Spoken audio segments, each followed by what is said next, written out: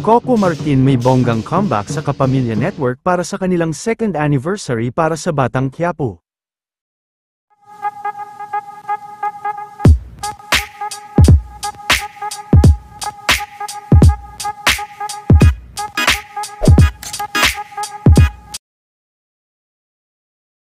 Kasalukuyan nga na nagaganap ngayon, ang bonggang comeback at second anniversary celebration ni Mr. Coco Martin para sa Batang Quiapo, kung saan ay ngayong araw din opisyal na ipinakilala ang mga bagong cast na madadagdag sa Batang Quiapo. Bongga din ang inihanda ng Kapamilya Network ang pa-welcome sa kanila.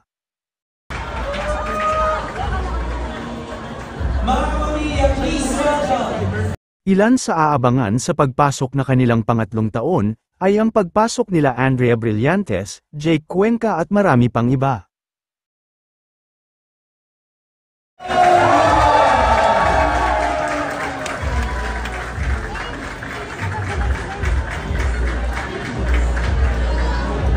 Ang daming pinagdadaanan ng ating kumpanya na buong Pilipinas ng buong mundo. Ipapasalamat ako sa pagtitiwala na binigay sa akin ng mga boss. Talaga, sobra-sobra. Kasi alam ko naman na hindi madali itong ginagawa natin sa araw-araw. Na gumawa ng isang kwento, makapagbigay ng inspirasyon ng saya sa bawat pamilyang Pilipino.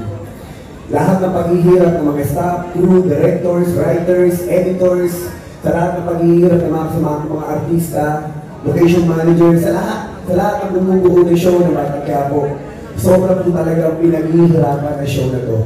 Kasi po, yung puso at dedikasyon ng bawat manggagawa ng ABS-CBN.